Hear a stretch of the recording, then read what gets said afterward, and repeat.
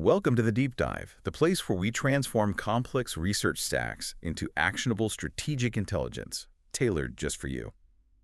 Today we are wrestling with a huge topic, the future of global manufacturing. Specifically, how these established, product companies, the firms that literally built the industrial world, are fighting to survive in the digital age. Our focus for this deep dive is digital servitization. You can think of this as the essential roadmap for understanding the identity crisis facing every single traditional manufacturer out there. We're moving beyond just selling physical things. We're talking about delivering highly integrated, digitized solutions. Our mission here is to unpack the core concepts, the business models, and, most importantly, the strategic thinking you need to succeed. And we're drawing this all exclusively from the expert sources you shared with us. It's a great topic, and I think we have to start with a clear definition of the components. Digital servitization really describes a powerful convergence of two forces. Two big trends coming together. Exactly. First, you have servitization. Now, that's been happening for decades, right? It's where product companies expand into this service business, trying to get that sticky recurring revenue. Right. And then you have digitalization, which is, well, it's the total integration of computing, tech, data, connectivity into every single part of the business. And look, this isn't really optional anymore. This convergence is being driven by a fundamental shift in what customers expect. Yeah. Customers are moving away from buying discrete physical products, like a pump or a turbine. They are moving toward purchasing sophisticated solutions that deliver the inherent value in use. They want the drill bit. They want the hole. That's the classic example. Yes, they want perfectly drilled holes reliably every single time. And this focus on performance rather than just ownership, that's the new strategic context. Okay, let's unpack this a bit. If this is truly the new survival strategy, what does the financial incentive really look like? Let's look at the growth paths that are driving this kind of monumental organizational change. The sources map this out beautifully, actually, using a simple 2x2 framework. Okay. So you have servitization driving growth horizontally. That's adding more traditional services to your product line. But digitalization, that's the vertical axis. That's the move from physical assets towards strategic digital assets. And that's where the real growth is. That is absolutely where the growth potential is, which is why companies are pursuing it so aggressively. Let's look at Siemens. They're a major illustrative case in the source material. Their traditional core business electrification and automation was massive. We're talking around 60 billion euros in fiscal year 2016. Huge. Huge.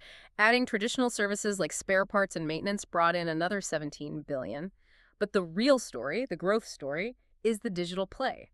Digital products, things like software licenses for their Suite NX, added 3.3 billion euros. And the true digital services, remote optimization through their MindSphere IoT platform, that added about 1 billion euros. Hold on, let's stop right there, because you've just highlighted the entire reason for this shift. The traditional product and service growth, that horizontal axis, was estimated at a TANGR below 4%. Right, very slow. While the digital market was expected to grow 8 to 12%, the math is crystal clear, they have to go digital. But if that MindSphere revenue was only 1 billion euros against 60 billion in traditional revenue, how do they justify that continued massive internal investment? And here's where it gets really interesting, because this path is attached to two critical warnings, the paradoxes. That small digital revenue figure, it highlights the core tension perfectly. And it leads us straight to those two paradoxes. First, you've got the servitization paradox. Okay. This is where companies invest a ton of capital and effort into expanding their services, but they often fail to earn the returns they expect. Why is that? It often comes down to internal rigidity. They try to sell services through the same old product-centric sales channels and cost structures that were designed for hardware. They haven't really changed the organization, just the thing they're selling. And then there's the flip side, the digital side of the coin. That's the digitalization paradox. That huge investment in new digital assets, like the MindSphere platform, it almost never pays off immediately, despite all the hype about trillion-dollar opportunities. Returns are all backloaded. Exactly. Front-loaded with cost, backloaded with revenue. And that tells management that this transition is costly, it's complex, and the profit outcomes are, they're far from guaranteed. They're essentially buying future optionality at a very great current expense. So if the traditional way is too rigid and the new way is full of these paradoxes and delayed returns, firms need some kind of roadmap to manage that risk. And that brings us to the formal business models for digital servitization. How do firms turn this idea of convergence into a reliable structure. They do it by defining their offering along three core dimensions. First is solution customization. How tailored is the offering? From totally standardized to completely unique. Okay? Second, solution pricing. Do you sell the product itself or do you sell the outcome, which is based on availability or performance? Product versus outcome. Got it. And third, solution digitalization. So how deep does the technology actually go, from just basic monitoring all the way up through control, optimization, and even autonomous function? So using those three anchors, customization, pricing, and digitalization, the sources lay out 5 ideal business models. Yeah. Let's trace this evolution from what's familiar to what's really on the cutting edge. Let's do it, starting with the most familiar, the product-oriented service provider. This is where most traditional manufacturers begin their journey. The product is standard, and services are just add-ons. Spare parts, basic maintenance. Exactly. Digital features are minimal, maybe some remote diagnostics, but that's about it. It's stable, but it's not a growth engine. Okay, next up, the industrializer. This sounds like it's all about efficiency. It is. The focus here is on scale. The offering is modular, not deeply customized, and digitalization comes in to enable monitoring and proactive maintenance, just ensuring high efficiency across a massive, standardized installed base. Then things get more complex. Much more complex. With the customized integrated solution provider, now you're talking about highly integrated product service systems. The manufacturer is often including performance or availability guarantees. So there's more risk for them. A lot more risk. And because the solutions are so tailored, transaction costs are high. You need really strong project management to pull together the hardware, the software, and the human service side. You're selling a complex system now, not just a box. And now we get to the really revolutionary models, the outcome provider. This one totally flips the script on pricing. It really does. This is the model that Rolls-Royce made famous with power by the hour. Or think of an air compressor maker selling cubic feet of compressed air, not the machine itself. They sell the measurable result. What's fascinating here is what that implies. Oh, absolutely. When you sell the outcome, you, the manufacturer, you now own all the operational risk. And that demands the absolute highest level of digital capability. We're talking detailed monitoring, precise control, optimization, and eventually autonomous operation. Your primary business becomes risk management and maximizing uptime, not just manufacturing steel. And then the final one, the 5th type, the platform provider. This feels like a full leap into a completely different kind of company. It is. It's a service-dominant, digitally enabled model. I mean, think about what Uber did to taxis, but apply that logic to industrial equipment. So the manufacturer shifts focus from making things to running a network. Precisely. A car manufacturer might transition to running a car-sharing platform. The focus isn't the physical asset anymore. It's managing the exchange, connecting providers and customers, often with an eye towards sustainability by maximizing how much an asset is used. And the platform itself reduces the friction. Exactly. It uses digital automation to just slash the transaction costs that make these complex multi-party exchanges possible in the first place. That roadmap is vital. But getting to those advanced models, especially outcome and platform, means your operations have to extend way beyond the factory walls. You're now operating in these complex ecosystems like mines or harbors or airports.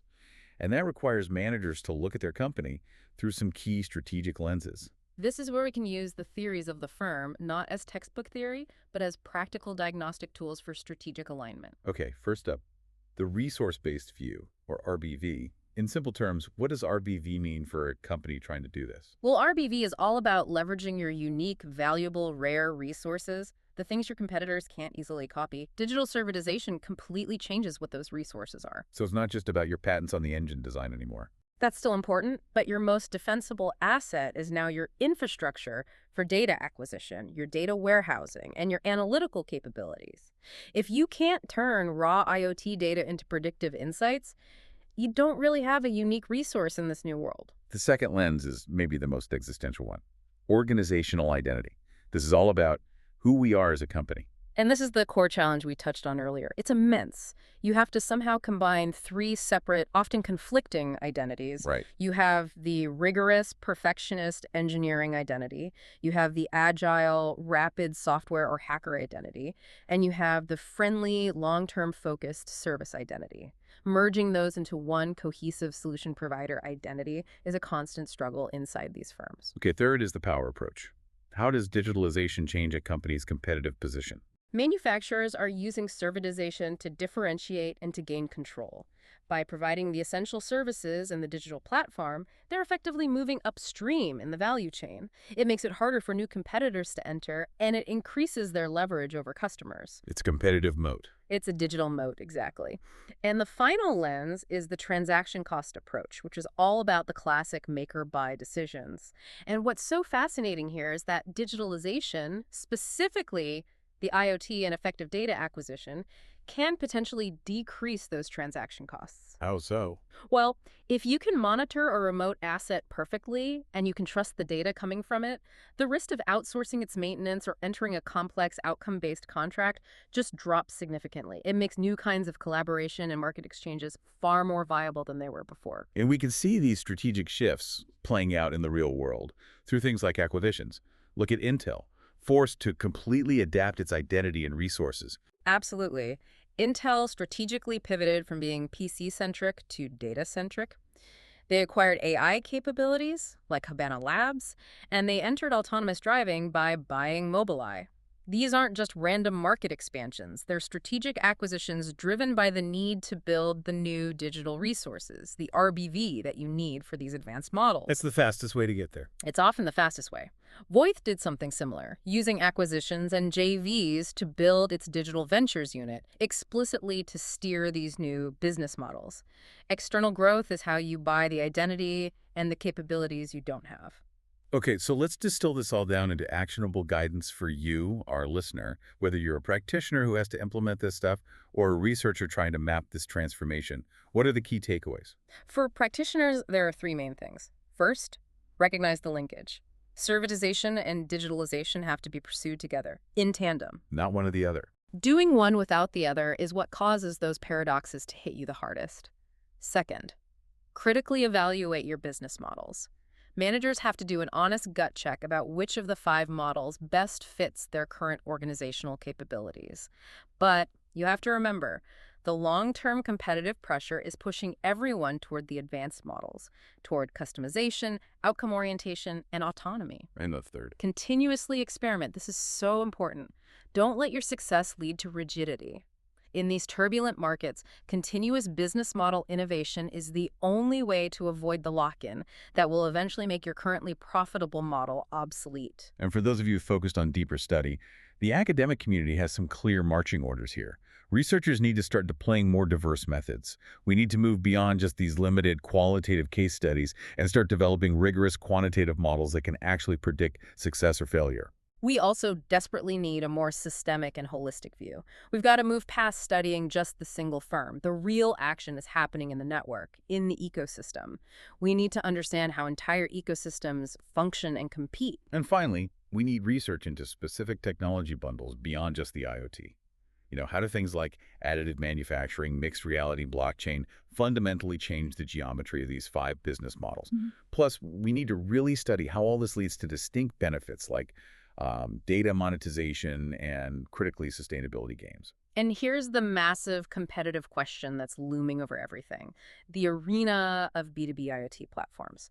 You have Siemens MindSphere, GE's Predix. It looks a lot like the early days of B2C platforms. Where a winner-takes-all dynamic emerges. Exactly. That's what happened in the B2C world.